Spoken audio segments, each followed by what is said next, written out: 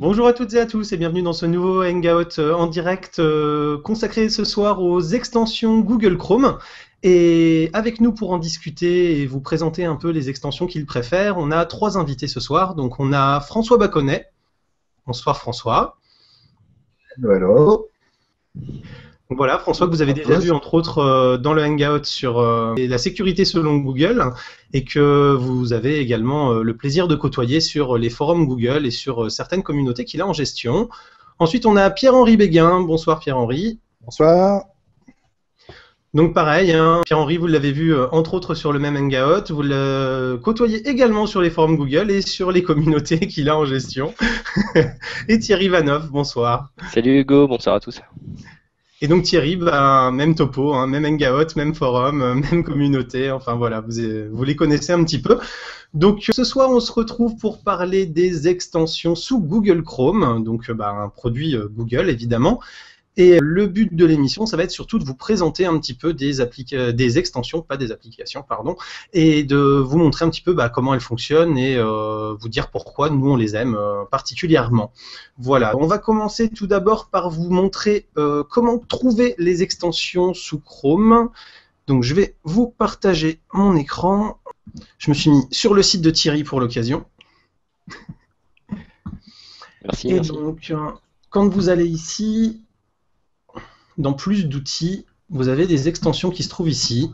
Vous avez la liste de toutes les extensions que vous avez installées et en bas, vous avez plus d'extensions.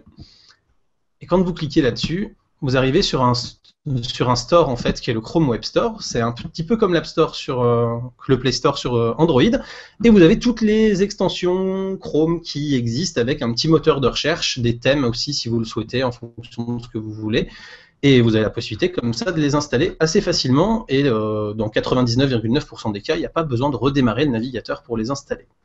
Voilà déjà pour comment trouver les extensions si vous ne les utilisiez pas et que vous ne les connaissiez pas. Et maintenant, je vais simplement passer la parole à François qui va nous parler un petit peu du développement des applications, comment ça se passe et comment vous pouvez vous lancer dans le dev d'applications si vous en avez envie. Hello, hello. Et effectivement, les extensions, eh ben, en fait, c'est quelque chose d'assez simple. Euh, Si vous en avez fait sur Firefox, ça vous semblera assez naturel. Ça ressemble beaucoup. En fait, il suffit de savoir faire du HTML normal à peu près.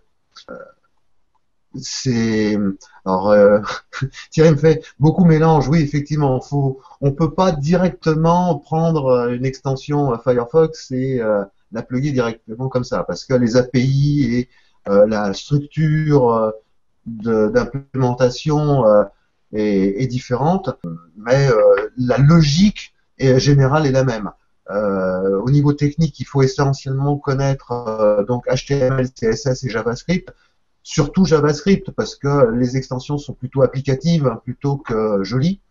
Et il faut également, parce qu'une extension sans application concrète ne va pas très très loin.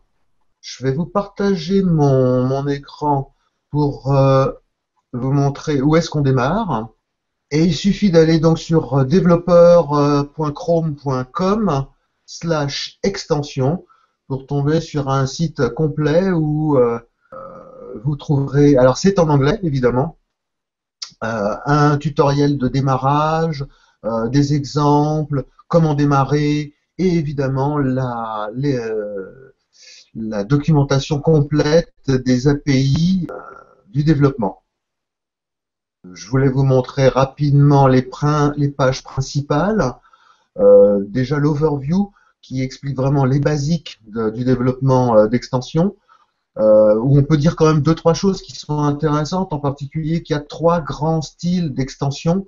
Les extensions qui font apparaître un petit bouton à cet endroit-là, celles qui font apparaître le petit bouton à l'intérieur de la barre de recherche, qui vont apparaître que si on est sur certains sites. Celle-là sera toujours active et ne fait que du display. L'exemple étant le mail checker. Et puis il y en a où elles apparaissent à côté de la barre de navigation, mais on peut les cliquer et elles vont ouvrir en fait une petite fenêtre pop-up par-dessus la fenêtre Chrome normale. Et donc on pourra faire autre chose que ce sur quoi on est en train de travailler sur la page Chrome en cours.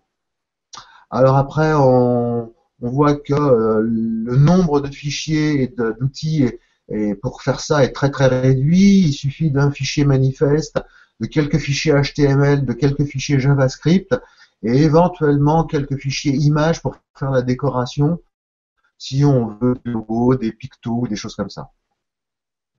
Je ne fais pas le détail du manifeste, juste il faut savoir qu'on est passé en manifeste 2 depuis quelque temps, et alors qu'avant on était en version 1, pour des questions de sécurité, le manifeste 2 est beaucoup plus restreint et contraint, et c'est une très bonne chose, parce que comme ça, si l'on ne prend que des extensions qui viennent du Chrome Web Store, elles ont forcément ce manifeste, et elles respectent donc les règles que Google a imposées pour la sécurité. Et là, on voit rapidement l'architecture générale d'une extension où l'on a généralement ce qu'on appelle le background page, c'est-à-dire c'est une fausse page qui tourne en arrière-plan et qui nous permet d'être le premier accès à l'extension pour le programmeur et qui lui permet d'aller activer différentes choses à l'intérieur du navigateur. Cette background page peut générer un picto à côté du navigateur ou à l'intérieur de la barre de navigation. Et puis cette background page va pouvoir avoir une communication avec ce qui s'appelle une pop-up HTML qui va être en fait ce qui apparaît au-dessus de la page Chrome. Et on peut y rajouter des content scripts à cet ensemble qui va être en fait la mécanique générale qui pourra causer entre le background et le pop-up et les pages sur lesquelles on est en action. Donc ce qui se termine par quelque chose qui est un peu comme ceci, où on a le background page, le pop-up éventuellement, un content script et les pages sur lesquelles on navigue qui sont tout ça est relié ensemble et on peut agir, les uns peuvent agir par rapport aux autres. Pour terminer, il faut savoir que l'on a accès à ce qu'on appelle la Chrome API, ce qui est une toute petite API en fait qui permet de faire quelques petites actions sur le navigateur, telles que aller récupérer les favoris, rajouter un menu contextuel dans la page, et tout un tas de petites actions comme ça qui permettent d'enrichir et de faire que l'extension est vraiment présente et a une relation avec le navigateur directement. Évidemment, chacune de ces actions particulières va demander une permission particulière qui seront demandées au moment de l'installation de l'extension. Et à la fin, on nous explique qu'on travaille en callback, hein, c'est-à-dire en asynchrone. C'est-à-dire qu'on essaie de travailler correctement pour que si on appelle des datas, on ne bloque pas tout le navigateur si elle n'arrive pas. Voilà. Et pour finir, je vous montre que il y a des tutoriels extrêmement bien faits qui permettent en une petite page comme ça de faire sa première extension et de tester le développement d'extensions très très très rapidement et très facilement. Je pense que j'ai à peu près fait le tour. Merci Si François. vous avez des questions. Non, moi là j'ai pas de questions, mais je vois que Thierry en a une. Oui, merci François pour cette explication. Une fois que l'appli extension est développée, est-ce qu'il y a une validation par Google comme du côté Apple? Alors, d'après ce que je sais, il y a une validation automatique. C'est-à-dire que c'est un peu le principe à Google. C'est qu'on pose un truc, si on respecte la charte, la norme édictée, ça passe tout seul, sans vérification humaine. Après, vous savez bien qu'il y a des notes et des possibilités de faire un feedback, de pointer, de flaguer des extensions dans le magasin Web Store, où là, Google va être averti très très rapidement et va là alors, jeter un coup d'œil manuel sur l'extension. Et je pense qu'il y a un troisième niveau de vérification, c'est quand l'extension atteint un grand nombre d'utilisateurs. Et ça veut dire que le code il est pas vérifié. Alors tu peux mettre une extension, une appli vérolée pour récupérer plein de données et c'est pas forcément vérifié. C'est ça? Oui, c'est vrai. C'est pas vraiment, oui, c'est pas vraiment vérifié, c'est vrai. Donc du coup, ça veut dire qu'il faut quand même, avant d'installer n'importe quelle extension, vérifier d'où elle provient, quel est l'éditeur, quelle note elle a. Alors, qu'elle demande un peu comme une application sous Android, quoi. Exactement. La première chose à regarder, c'est les autorisations qu'elle demande par rapport à ce qu'elle fait. Voilà. Si c'est une extension pour afficher l'heure, elle n'a besoin d'aucune autorisation. Bon, il y a des mondes si pour c'est ça. Une extension. Oui, non, mais c'est l'exemple le plus bête qui m'est arrivé à la tête, excusez-moi. Non, mais si c'est une extension, par contre, qui va aller taper dans votre Google Drive, vous pouvez imaginer qu'elle va demander une autorisation qui va ressembler à est-ce que je peux attaquer Google Drive.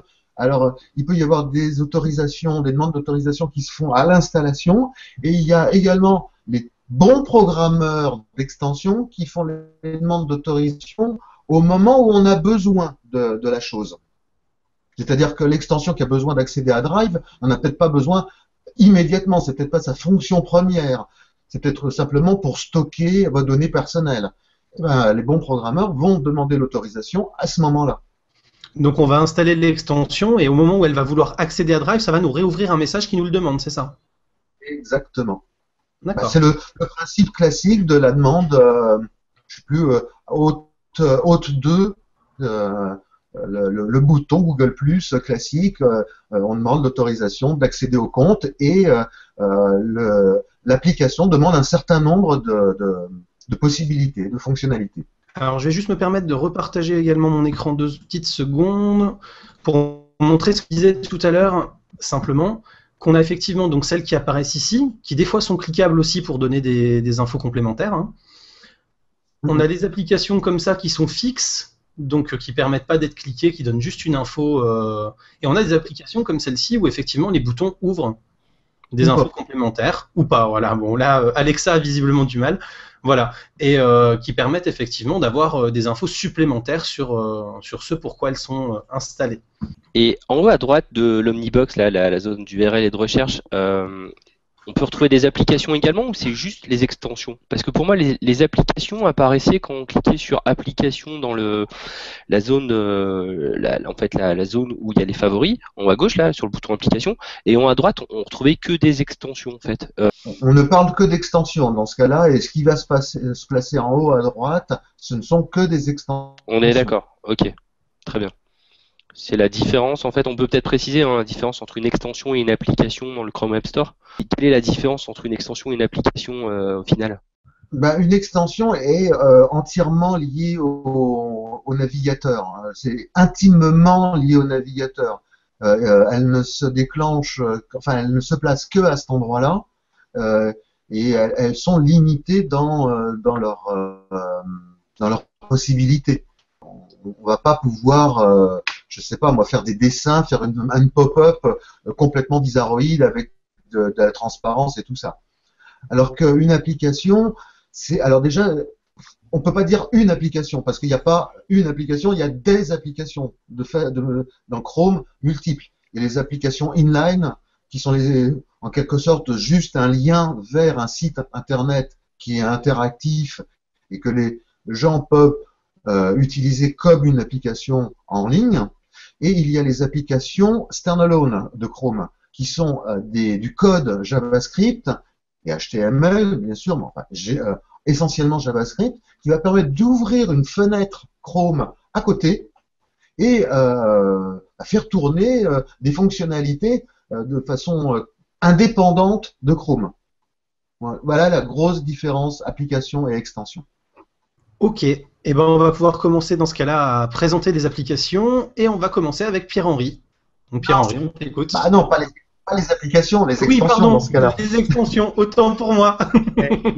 Et c'est là où on voit qu'on peut se mélanger très facilement. fait. Je vais vous montrer des petits cas d'exemple. Parce qu'en fait, j'ai pris les extensions enfin, ce que j'appelle moi les plus classiques, qui sont accessibles sous forme d'application. C'est toutes les extensions des outils Drive, qui vont fonctionner en fait à l'identique qu'à des favoris, mais qui ont l'avantage par rapport à un favori, parce que les personnes se disent, bon, oui, mais moi l'application, on va le voir dans la partie juste après, où je le montre, hein, l'application, c'est ce qui est accessible dans la partie application ou dans le Chrome //apps, qui va vous permettre en fait d'avoir les raccourcis de Google Drive, Doc, Sheet ou Slide, qui sont en fait que des raccourcis. J'insiste bien dessus. Donc il y en a plein de personnes qui disent oui, mais pourquoi tu t'embêtes à installer ça? Tu pourrais très bien avoir ta barre de favoris et tu accèdes aux 4 éléments. Sauf que c'est un petit avantage, c'est que si Google change ses appels d'URL ou la méthodologie, j'aurai automatiquement un déploiement de la mise à jour sans aucun souci.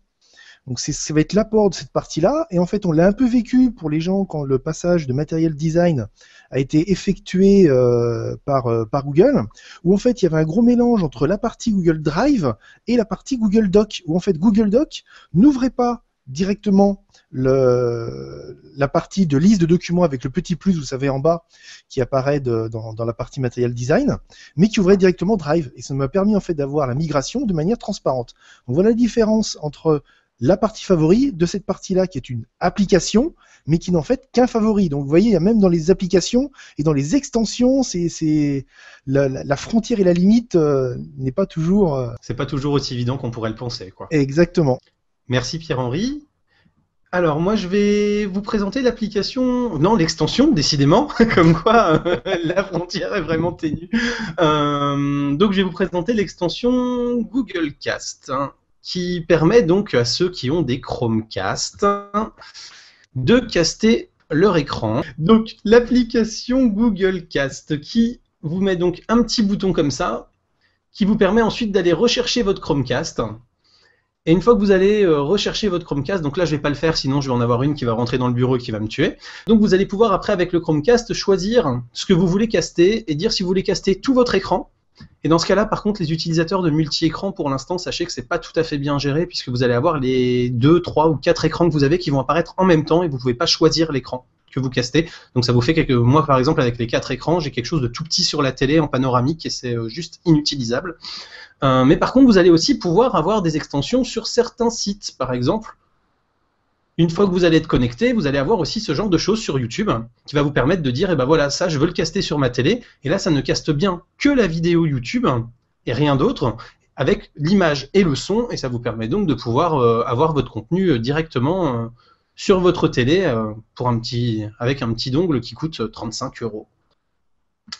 Thierry, à toi. On va parler de Hangouts avec un S, hein, n'est-ce pas Pierre-Henri? Donc ici, vous voyez sur mon écran, j'ai été dans le Chrome Web Store et applications, extensions sont là en tapant le mot-clé Hangout et on en retrouve les deux. Alors la différence entre les deux, elle est super subtile. Là, on parle d'extension, donc on installe celle qui est ici, qui est l'extension officielle conçue par Google et du coup elle apparaît, vous la voyez dans la liste des extensions, voilà, c'est la première ici. Donc le fait de cliquer là, après ça permet d'avoir une petite fenêtre déportée sur la droite ici que vous pouvez déplacer à votre guise et puis lancer les petits chats à plusieurs ou juste à deux comme ceci. Voilà, donc c'est bien pratique, ça permet de l'avoir quelle que soit la fenêtre derrière, on peut la mettre en premier plan, puis la déplacer à sa guise.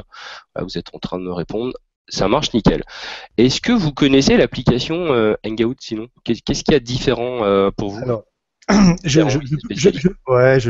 peux te la donner. En fait, l'extension, c'est exactement ce que tu disais, c'est ce qui apparaît dans la barre du haut, qui te permet, à côté de l'Omnibox, où tu as ton icône, voilà, ce que tu montres à l'écran. Tandis que l'application, en fait, Hangout, c'était fenêtre volante. Donc, je sais pas si tu l'as sur ta partie Mac, tu dois avoir le petit rond, en fait, avec le logo, pas à cet endroit-là. Hein. Oui, tout à fait. On peut la retrouver ici, tu vois, Pierre-Henri. Là, dans les applications, on peut la retrouver là. Mais sinon, sur la droite, dans les fenêtres volantes, je la vois bien, ouais. Je vais vous partager l'autre écran. Et donc c'est juste, tu prends le petit box, en fait, ça te permet d'avoir une application complètement, pour le coup, indépendante de Chrome. C'est-à-dire que vous pouvez avoir le lancement sans que votre navigateur Chrome soit lancé.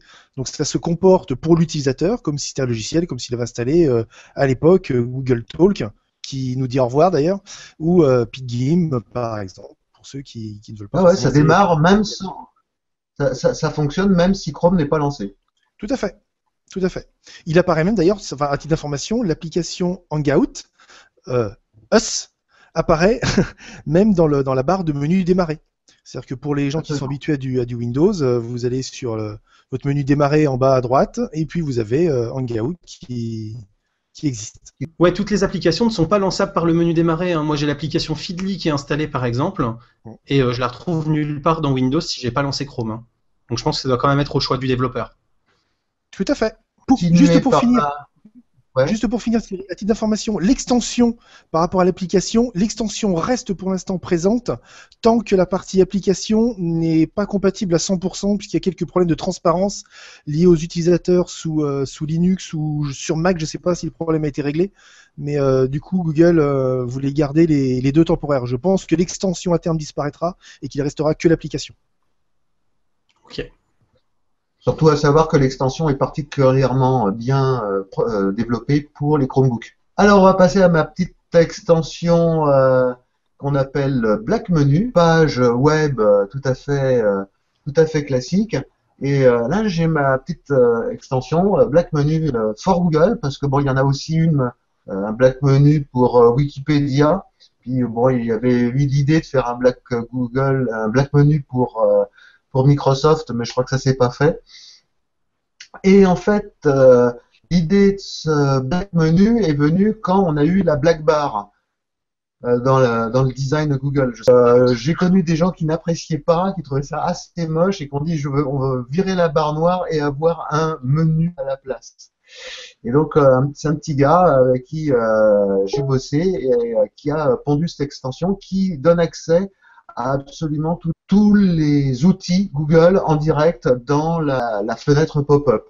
Enfin, moi, je vois rien. Tu ne vois pas la pop-up? C'est pour ça qu'on appelle Alors, le Black Menu. Non, alors attendez, je vais essayer.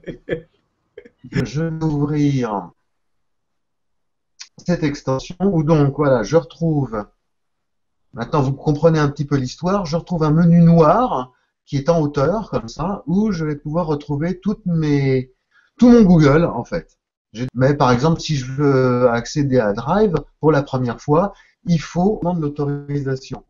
Là, mon menu, en fait, c'est le mien. Si je voudrais réorganiser mon menu, je peux prendre un des éléments du menu et le descendre, réorganiser ce menu.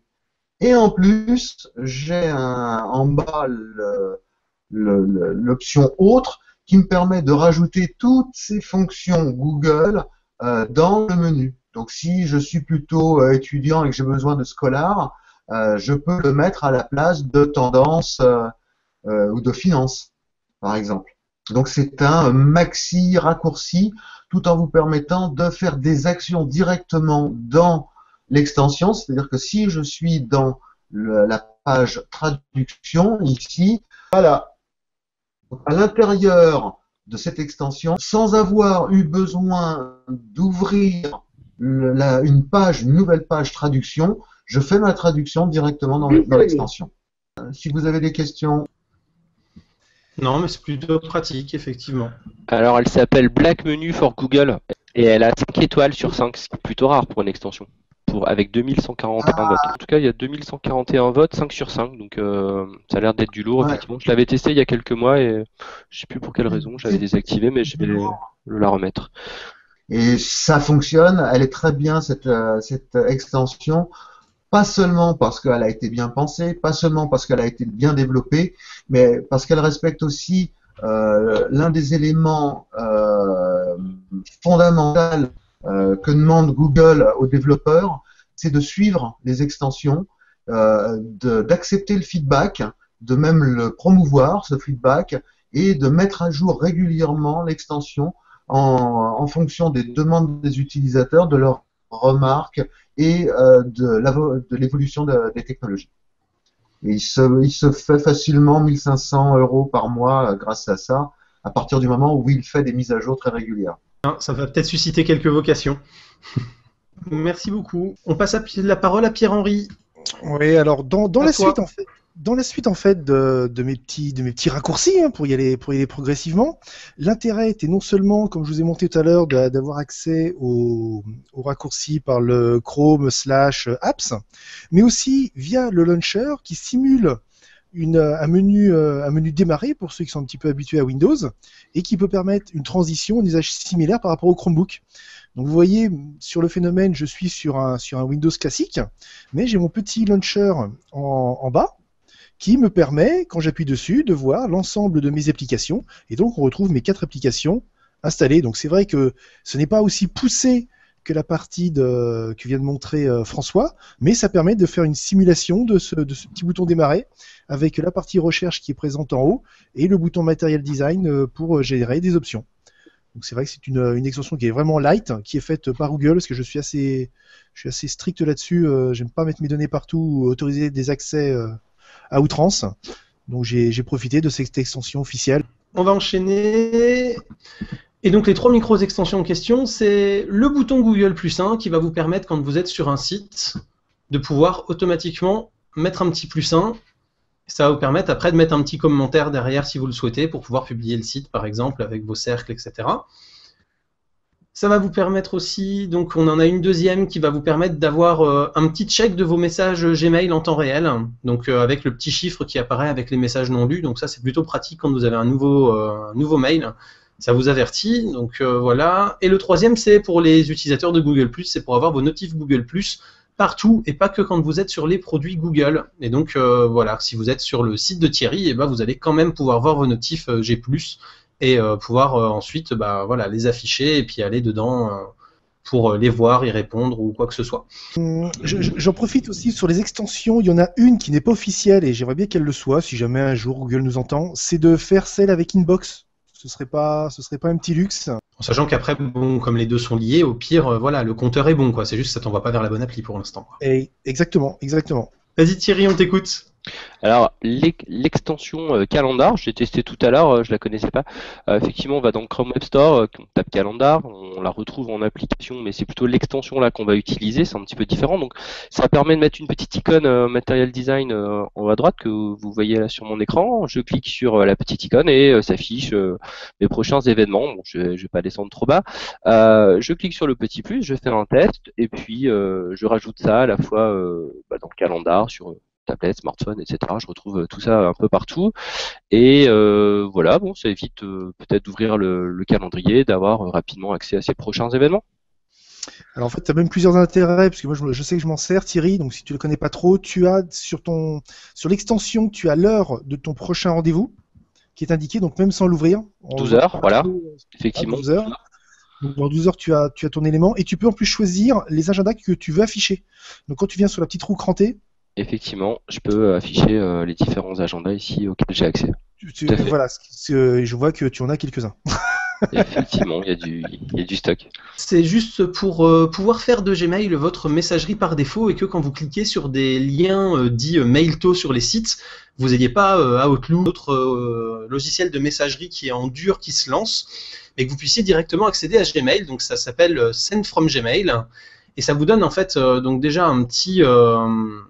une petite extension ici qui vous permet ensuite d'envoyer les liens aussi directement dans Gmail, c'est-à-dire quand vous cliquez dessus, ça vous génère automatiquement un mail avec le lien. Mais donc le deuxième avantage, c'est que si là je clique sur le mail de Thierry, ça me lance automatiquement une fenêtre Gmail nouveau message qui va me permettre de lui écrire. Là-dessus, je pourrais dire un petit truc quand même, parce qu'il n'y a pas besoin de l'extension pour ça, parce que Chrome gère les protocoles Mail2. Et donc, on peut déterminer si Chrome prend la main sur le protocole Mail2 et l'envoie donc à qui l'on veut, d'ailleurs, à l'intérieur de Chrome. Je t'avoue que je m'étais jamais posé la question parce que en fait, j'ai ça depuis le tout début des extensions Chrome et je pense pas que c'était géré à l'époque parce que j'avais été obligé d'utiliser ça pour que ça fonctionne. Non, les protocoles sont arrivés à peu près à la version 20 de Chrome, mais Windows gère le protocole Mail2, effectivement. Et donc on a une application par défaut dans Windows pour gérer les mails Et Chrome peut être l'une de ces applications par défaut. Pour vous casser un petit peu la baraque quand même dans cette histoire d'extension, sachez que pour les utilisateurs Windows, si vous prenez sur un fichier Windows classique, vous pouvez faire clic sur le bouton droit de la souris, envoyer vers et destinataire qui ouvre votre messagerie par défaut, qui là n'est plus un appel de la fonction mail-to, mais qui est un appel des fonctions MAPI de Microsoft, protocole V4 ou protocole V7. Donc MAPI, pas IMAP. Ce n'est pas une erreur de langage de ma part. Et en fait, cette partie-là n'est pas du tout gérée par Chrome, mais il y a un petit logiciel qui s'appelle Gmail Notifier Pro. Alors Pro, ça n'a rien de professionnel. C'est qui le développeur devait éventuellement se dire un jour, si jamais j'en vis, je gagnerai un petit peu d'argent dessus. Mais il a surtout l'avantage d'être gratuit. C'est une belle extension et qui s'adapte très bien et qui se complète très bien pour les utilisateurs Windows. On passe à Pierre-Henri, tu vas garder la parole en fait. On va passer à à l'extension sur les top contributeurs. Ah, et alors bon, pour ceux qui comme moi, aiment bien aider éventuellement certains utilisateurs qui sont un peu perdus, Google a à sa disposition des forums, qui sont des forums officiels, cette extension donc, qui apparaît en haut et qui a l'avantage de se comporter comme une messagerie. Ça veut dire que dès qu'il y a un nouveau message qui apparaît dans l'un des forums que j'ai choisi de suivre, j'ai un petit compteur qui apparaît. On le voit dans mon petit exemple, là j'ai fait une petite capture où par exemple j'en suis rendu à 4, et le fait d'appuyer dessus va m'indiquer tous les messages qui viennent d'être postés sur ces différents forums. Donc avec ceux que j'ai cliqués qui apparaissent en vert, et en fait ceux qui sont nouveaux, sur lesquels je n'ai pas encore répondu, où on voit même apparaître la partie du forum concerné. On voit Gmail sur cette partie-là, ou même la partie Google+, si nécessaire. Et donc ça me permet moi d'arriver directement sur le message, et donc de pouvoir répondre et d'assister la personne en one-to-one. Et d'être au taquet, d'être top contributeur. Alors d'être au taquet, oui, d'être top contributeur, oui. Parce que t'es bon, faut le dire, bravo. Si tes réponses sont pas trop mauvaises, ça permet d'aider. C'est d'abord inscrit au programme, quoi. Faut d'abord s'inscrire au programme pour être éventuellement top contributeur. C'est ça, tout à fait. Alors, moi je vais vous présenter une extension dont je ne vais pas vous montrer l'usage puisqu'il faudrait que j'arrive à caster l'écran de mon téléphone. Donc en fait c'est le bureau à distance de Chrome. Donc j'avais pour habitude d'utiliser des choses comme TeamViewer, PC Anywhere, des choses comme ça. Et je trouve que l'extension bureau à distance en fait de Chrome est particulièrement facile à prendre en main, que les clics gauche, clic droit, double clic, clic maintenu, etc. se font beaucoup plus naturellement que sur la plupart des concurrents, c'est pour ça que je l'utilise. Et le gros avantage aussi, c'est qu'elle va se charger en fait un peu comme une application, c'est-à-dire que même si vous avez quelqu'un qui juste démarre votre ordinateur chez vous et le laisse sur la fenêtre d'accès de Windows avec le mot de passe à taper, et vous allez pouvoir accéder à cette fenêtre à distance pour pouvoir taper votre mot de passe et ensuite démarrer votre ordinateur. Donc ça peut aussi être un moyen de ne pas révéler votre mot de passe, mais de par exemple donner l'accès à votre ordinateur pendant quelques minutes à quelqu'un ou des choses comme ça à distance, même si vous n'êtes pas présent. Voilà, donc c'est une extension que j'apprécie particulièrement et qui remplace pour l'instant sur ce plan-là avantageusement les autres que j'avais l'habitude d'utiliser. Hugo, tu peux développer un peu pour ceux qui ne connaissent pas, il faut installer l'extension des deux côtés, on est d'accord, au préalable? Oui, tout à fait. Il va falloir installer d'un côté l'extension sur Chrome pour pouvoir donner l'accès à l'ordinateur et de l'autre aller chercher sur le Play Store du device Android qu'on veut utiliser la même application là pour le coup en fait pour pouvoir se connecter de l'un à l'autre. Et quand vous installez en fait l'extension sur votre ordinateur, il vous propose également de mettre un petit mot de passe pour sécuriser, etc. Ce qui fait que si vous perdez votre device, la personne n'aura pas de facto accès à vos ordinateurs. Il devra en plus retrouver le mot de passe. Donc déjà du téléphone, si vous avez fait les bonnes sécurisations qu'on vous avait conseillées dans le Hangout précédent. Et après, donc le mot de passe spécial pour le PC auquel il voudra accéder. Alors, signaler que ça ne fonctionne pas que entre PC et téléphone Android, ça fonctionne aussi de PC à PC. Ça fonctionne également de PC à Chromebook. Maintenant, elle est vraiment très au point, mais on peut aussi faire des liaisons temporaires. Totalement temporaires, par exemple avec sa maman qui ne veut pas partager de façon totale son ordinateur, mais veut vraiment faire une session de partage, et à ce moment-là, l'extension génère des mots de passe temporaires qui ne sont valables que pour une session de partage. Et tu confirmes qu'à aujourd'hui, je peux pas de mon Chrome piloter mon smartphone Android. Et non, malheureusement. Que dans l'autre sens. Un jour viendra peut-être. Alors, on va passer à mon Tag Manager. Vas-y. Alors, dans cette fenêtre-là, je vais vous apprendre aussi un petit truc dont on n'a pas encore parlé jusqu'à présent à propos des extensions. C'est pour les gens qui ont trop d'extensions, il y a la possibilité de cliquer à cet endroit-là entre les extensions et la barre de navigation pour pouvoir régler la largeur de la zone d'extension. Et si l'on en cache comme ça, eh ben, elles vont se planquer dans un petit menu qu'on peut faire apparaître avec une double flèche à cet endroit-là. Voilà la petite astuce que je voulais vous montrer. Alors, je vais passer sur mon site pro pour vous montrer une extension pro qui s'appelle Tag Manager. Tag Manager, c'est cette extension-là qui est faite par Google. Et si je clique dessus, elle me fait apparaître une pop-up où à l'intérieur, je vois le résultat de l'analyse de tags sur cette page en question. Alors, ce que ça fait, c'est essentiellement que ça va reporter, ça va analyser les tags. Ce qu'on appelle les tags, vous voyez, ce sont les petits bouts de script que l'on rajoute sur les pages web pour lancer Analytics, par exemple. Là, on a un exemple assez simple avec juste un Google Tag Manager. Alors, Tag Manager, c'est autre chose que Tag Inspector. Là, hein, on est bien sur l'extension qui s'appelle Tag Assistant. Moi, j'appelle ça aussi Tag Inspector, mais c'est Tag Assistant en fait, où l'on ne voit que, on ne fait que visualiser les tags qui existent. On a la possibilité aussi de cliquer sur chaque tag et de voir d'où ils viennent, qui les a créés, quel est le nom de la propriété. On a la possibilité de rentrer en profondeur dans les tags qui sont mis dans ces pages, et ce qui permet de travailler beaucoup plus rapidement quand on a un site et qu'on a besoin de voir où sont ces tags et à quel niveau ils en sont. Pierre-Henri, à toi.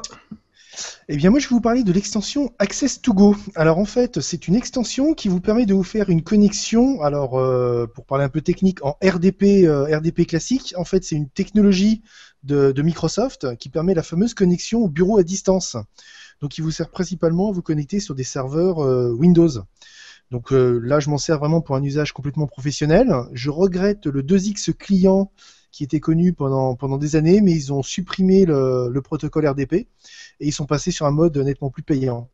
Donc en fait, qu'est-ce que ça permet, ce petit Fast to Go? En fait, vous avez une partie où vous rentrez l'adresse IP de votre serveur Windows, votre nom de connexion, votre mot de passe, vous pouvez choisir le RDP, vous vous connectez et vous arrivez sur votre serveur où vous retrouvez votre menu démarrer, vous avez votre environnement complètement connu de bureautique. Et là, contrairement à l'extension qui nous a parlé Hugo, c'était vraiment le principe d'être à plusieurs. Là, je suis sur mon serveur, j'ai ma session, mon environnement, et je peux avoir comme ça X utilisateurs connectés sur ce serveur-là. Donc c'est vraiment pour un usage professionnel. Ça... Oui, et donc d'avoir du multi-utilisateur avec chacun sa session, en fait, avec des genres de machines virtuelles pour chacun, quoi. Exactement, tout à fait. On revient vers moi avec François, le App Inspector.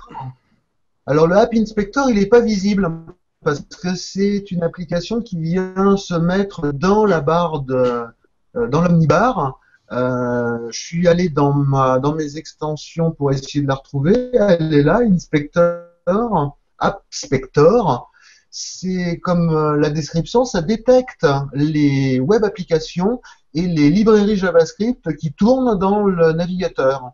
Alors, je retourne dans mon exemple favori, la page WeB2B, et je vois qu'effectivement, j'ai un petit icône à cet endroit-là, à côté de l'icône classique pour mettre en favori. Là, j'ai un petit icône qui, quand je passe dessus, me dit Apache.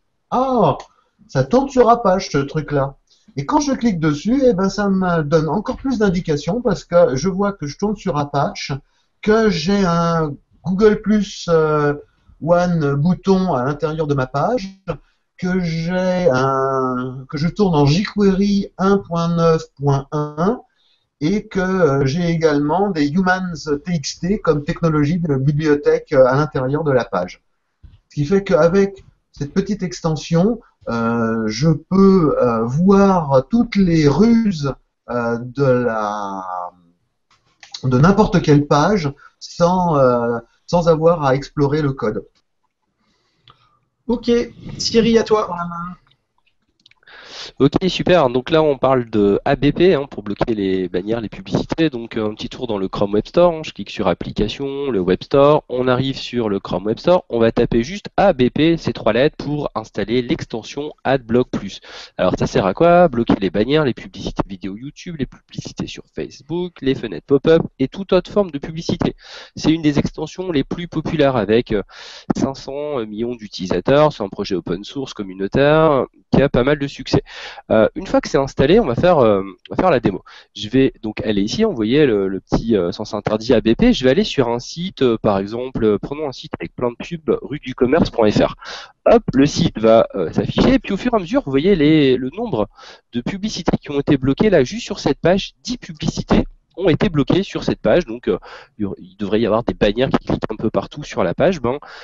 Voilà, ici vous avez un exemple publicité, il n'y en a pas, c'est un carré blanc. Du coup, ça fait des pages plus épurées, et puis voilà, on n'est pas envahi de publicité. Voilà pour cette extension. Je ne sais pas si vous l'utilisez.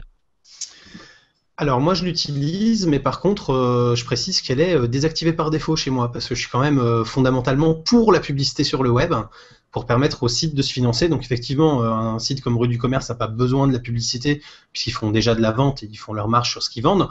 Mais par exemple, il y a des youtubeurs qui sont payés uniquement avec la pub, il y a pas mal de sites de tutos ou d'informations, je pense par exemple à Clubic, qui ont besoin de la pub pour vivre, parce que c'est leur principale source de revenus.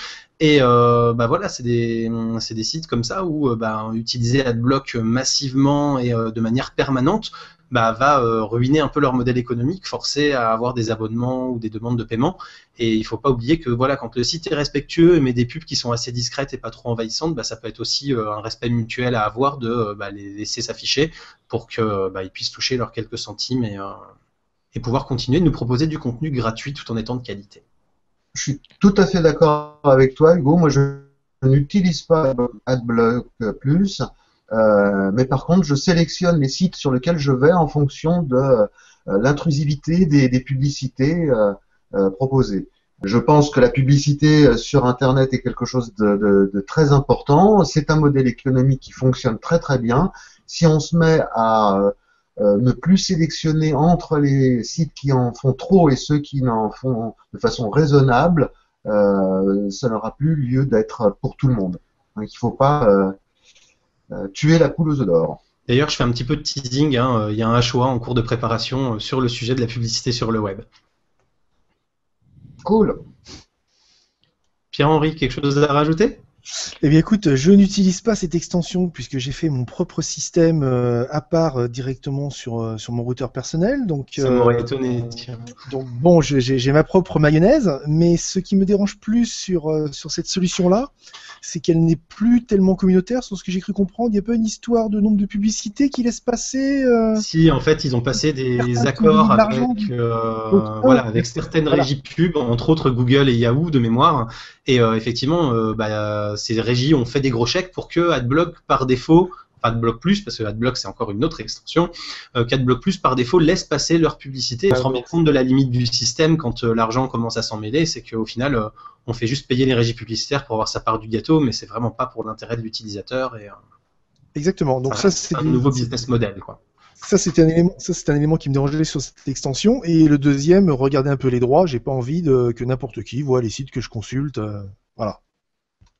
Effectivement, parce qu'il faut bien rappeler que cette extension-là, forcément, elle accède à l'intégralité de notre historique de navigation. Je disais par rapport à la sécurité, à l'accessibilité des applications sous Windows, eh bien l'équivalent pour le monde un peu Linux par rapport à des lignes de commande pour l'administration de serveurs, eh bien j'ai l'extension Secure Shell qui va me permettre de simuler un shell. Donc ceux qui connaissent PuTTY par exemple sous Windows, me permet là directement sous Chrome, donc aussi bien sur du Linux que sur du Mac ou sur du Windows, dans le même environnement, quel que soit mon OS, d'accéder à des machines que j'administre. et avec en plus l'avantage d'avoir une barre de favoris qui est stockée dans des fichiers Drive, ce qui me permet en plus d'avoir ma barre de favoris qui me suit de toutes mes connexions. Un usage pro. C'est ce que j'allais dire, tu nous as quand même fait une sélection plutôt pro que Désolé. l'user normal, quoi. C'est mon outil de travail, je suis désolé. Non, mais t'as raison, c'est bien, comme ça au moins il y en aura pour tous les goûts, et ceux qui bossent et qui regarderont ce HOA auront aussi peut-être des idées. Alors, ça va être à moi de vous présenter une extension. C'est le petit bouton bleu qui est là, qui s'appelle OneTab. Donc, je vais pas dire qu'elle a révolutionné mon usage de Chrome, mais presque, parce que j'ai toujours tendance, vous le voyez là, dans la barre du haut, à avoir pas mal d'onglets. J'en ai qui sont épinglés en permanence, et avec entre autres tous les NAS, des choses comme ça. Et puis j'en ai un peu partout. Et donc OneTab, ça permet de libérer un peu de mémoire, puisque Chrome est particulièrement gourmand en mémoire, même si c'est de moins en moins un problème vu le coût de la RAM. Et donc en fait, quand vous allez cliquer dessus, donc là je vais pas le faire pour pas que ça me squeeze la fenêtre du Hangout, mais ça va vous regrouper en fait tous les onglets que vous n'avez pas mis en pin. Quand vous prenez tous les onglets normaux, en fait, ça va vous en faire des groupes. Et donc vous allez pouvoir après comme ça administrer les groupes. Donc vous voyez, vous allez pouvoir les verrouiller si vous le souhaitez. Donc ça c'est mes petits onglets pour aller jouer le matin, des choses comme ça par exemple. Et vous allez donc pouvoir les verrouiller pour que quand vous relancez un onglet, vous voyez, il reste quand même ici. Alors que si l'onglet n'est pas verrouillé, en fait, quand vous l'ouvrez, il se retire de la liste.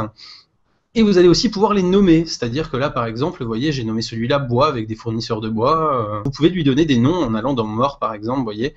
Vous avez la possibilité de nommer le groupe. Vous avez la possibilité donc de le verrouiller, etc. Et c'est super pratique. Ça permet en fait, plutôt que de gérer avec des favoris, d'avoir juste un onglet qui regroupe tout ça, et de pouvoir administrer beaucoup plus rapidement qu'avec des dossiers ou des sous-dossiers, et de pouvoir très rapidement réintégrer un groupe ou le supprimer et réouvrir l'intégralité d'un groupe d'onglets aussi. Voilà, je trouve ça beaucoup plus pratique que le gestionnaire de favoris. Je ne sais pas si vous utilisez des choses similaires. Non, pas pour ma part. Non, moi je laisse Chrome planter sur mon pauvre Windows 32 RAM, 2 Go de RAM. Ok. Bien, Thierry, on va te donner la parole pour que tu nous présentes Evernote. Je vais vous parler du web clipper Evernote. Alors déjà, est-ce que vous utilisez Evernote? Beaucoup moins maintenant, je suis beaucoup sous Drive et j'ai lâché complètement le développement d'Evernote pour ma part.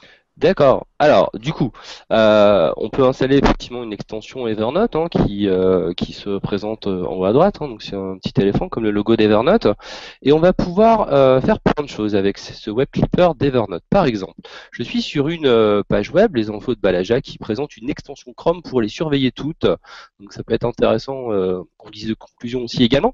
Je vais cliquer sur cette extension. Alors, qu'est-ce que je peux faire de beau? Je vais pouvoir faire une capture d'écran de cet article. C'est pas exactement ce que je veux faire tout de suite. Donc je peux capturer l'article simplifié, la page complète, le favori, faire une capture d'écran. Par exemple, si je prends l'article simplifié, je vais ensuite le mettre dans un de mes carnets, en fait, par exemple pour une idée d'article pour mon blog, comme ceci. Je vais simplement cocher voilà, idée d'article.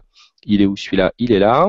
Et ensuite, quand je vais sur la version Evernote là, sur le web, je vais retrouver dans mes idées d'articles cet article qui a été capturé. Donc ça permet de naviguer sur le net et puis de compiler en fait tout ce qu'on voit, tout ce qu'on trouve et les ranger dans ces carnets, etc. C'est super pratique. On va prendre un autre exemple. Je vais trouver une photo, par exemple la Cité des Sciences à Valence, et je vais la capturer en faisant une capture d'écran. Donc je sélectionne capture d'écran, je vais mettre une petite note avec. Voilà, comme ceci, j'ai fait la petite capture d'écran, la capture est réussie et je vais pouvoir mettre du texte, Cité des Sciences à visiter, voilà, et je vais aller ranger ça effectivement dans mon Evernote. Et puis quand je vais aller sur le web, en utilisant le moteur de recherche Cité simplement, je vais pouvoir retrouver mes images qui ont été, bon là c'est pas encore synchronisé, mais qui ont été capturées. D'accord, donc ça permet en naviguant de capturer des textes, des images, des articles, et puis de les ranger dans son Evernote qui est accessible à la fois sur la tablette, le téléphone, l'ordinateur, etc., quoi. Donc, Ouais, puis visiblement, il y a une petite intelligence sympa. Par exemple, pour l'article simplifié, ça te garde bien que l'article, ça arrive à savoir qu'est-ce qui fait partie de l'article, qu'est-ce qui sont les titres ou les trucs, les menus d'à côté, pour te garder vraiment que le texte qui t'intéresse. oui, ça va même plus loin, c'est-à-dire que si tu mets un mot-clé, en fait, dans une image, un texte, il va le détecter aussi. Il y a un OCR qui est intégré directement dans l'image. C'est vraiment bien puissant, quoi. Alors, on va parler un peu de Scoopit. Alors, Scoopit, c'est un outil de curation, vous connaissez certainement. Je prends l'exemple d'un super article sur Googleland, Google qui signe la fin d'Help Out. Pas trop déçu, Pierre-Henri? Bah écoute, j'y croyais, je vais être honnête, j'y croyais. On n'en aura même pas vu l'ombre En France, effectivement. d'une mèche, donc c'est bon, c'est un peu gâché. C'est comme ça. Donc un article de Christophe, un peu de pub aussi au passage pour Googleland, avec l'extension qui s'appelle Scoopit, je vais pouvoir ranger ce message dans un de mes topics. J'en ai 5 sur Google, donc là je vais pouvoir le mettre par exemple dans les news Google, à la fois mettre cet article dans mon flux Twitter et sur ma page Google+, avec un petit message d'accompagnement. Je publie, hop, je vais de ce pas sur mon Scoopit, là je réactualise, donc j'ai 5 topics qui sont disponibles, sur lesquels je partage ma veille, c'est le principe de la curation, et vous voyez ici dans les news Google, dans ce topics, on va retrouver l'article de Christophe ici en haut. D'accord, donc ça permet de ranger rapidement les messages. Et puis si je vais les articles plutôt, et si je vais sur mon Twitter, donc j'actualise, logiquement, tout en haut, je devrais retrouver aussi voilà l'article de Christophe ici également sur la page Facebook, Google+, pardon. Je vais pas y aller, vous connaissez bien. Donc bien pratique, cette extension Scoopit permet d'organiser le contenu, et si on décide de partager sa veille, ça pourrait faire l'objet d'un hangout owner à part entière, le partage de la veille. Cette extension est indispensable. Voilà. Vous connaissez? Alors moi je Connecté connais. grâce à toi.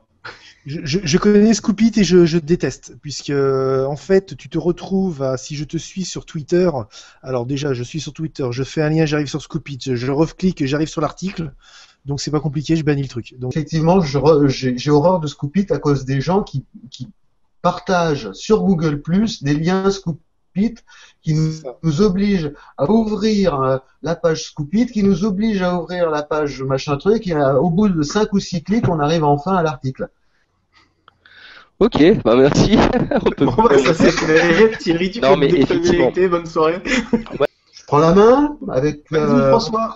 une extension pour les professionnels, parce que c'est encore une extension pour les développeurs cette fois-ci. Responsive Inspector. Voilà.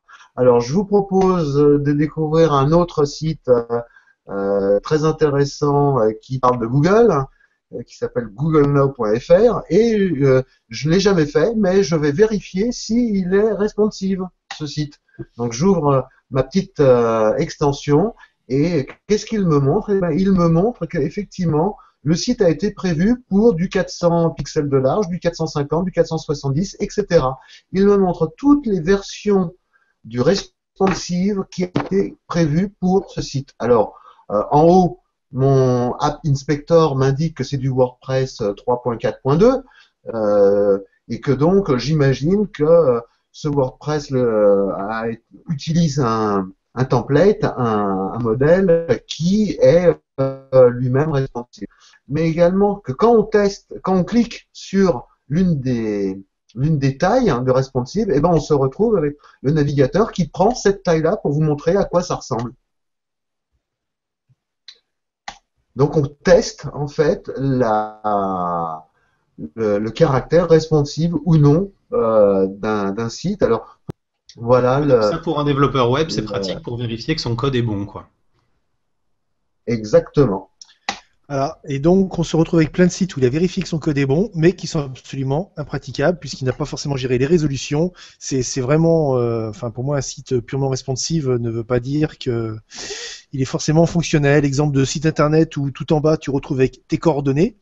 Ah, c'est bien, tu as tes coordonnées, mais ton téléphone, par exemple, n'est pas cliquable, alors qu'on sait pertinemment aujourd'hui qu'un simple tel 2 points avec le numéro de téléphone te permet de composer directement le téléphone de la société. Donc responsive, c'est encore un petit mot, c'est comme cloud qui est mis un peu à toutes les sauces, mais au Tout à résultat n'est pas forcément pertinent. Ah bah après, voilà, c'est pas, ça peut être responsive dans la mise en forme, mais pas forcément adapté à tous les devices qui servent à naviguer aujourd'hui, quoi. Voilà, donc c'est Bien bon, sûr, vraiment aujourd'hui. c'est vrai que le terme responsive est souvent pris par les agences web pour faire du commercial. Quand je monte un site pour changer mes tailles rapidement et voir que mon CSS est bien lu correctement, mais ce n'est pas ça qui va me donner toute la logique pour monter le site en entier et qui me donne aussi la logique du mobile first qui me permet d'avoir un site qui est intelligent même quand on est sur téléphone. Sachant qu'en plus, ça se base comment que sur un calcul de résolution. Absolument. Oui, oui, c'est que une question entre tel nombre de pixels et tel nombre de pixels. Voilà. Ce qui est extrêmement faussé quand vous prenez par exemple des écrans Retina ou des choses comme sur le Nexus 9, où on a des résolutions qui sont absolument énormes, mais sur un 9 pouces, donc c'est la notion de pouce qui devrait rentrer en ligne de compte et pas la résolution. Définition Oui, enfin, même en fait pour le responsive, pas résolution. Je prépare aussi une vidéo sur la différence entre résolution et définition. voilà. Et il faut savoir que les super bons développeurs vont gérer le ratio entre la résolution et la définition dans le code HTML. On peut gérer cette notion-là et faire du responsive en fonction du DPI et non pas du pixel. On y arrive.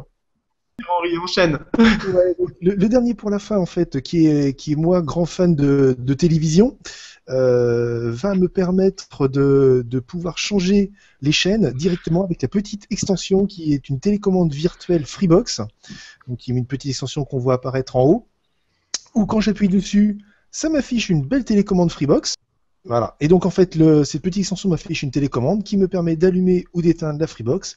Donc quand certains dans la famille regardent la télé et que j'ai absolument besoin de bande passante, eh ben je l'éteins et comme ça je me sers parce que malheureusement il faut que je fasse le filou. Ou encore plus permissif, je peux aussi leur couper le son ou baisser le volume, comme ça je peux être tranquille si jamais c'est trop fort. Bon, c'était la petite extension pour montrer que je ne fais pas que du professionnel, ça m'arrive d'avoir un peu de loisir quand même. Ouais, pour faire croire qu'il y a des fois où tu t'amuses, quoi. Exactement. T'as pas besoin d'être dans la maison pour faire ça. En fait, si, ça fonctionne avec le La Freebox. Voilà. Thierry, à toi pour la dernière.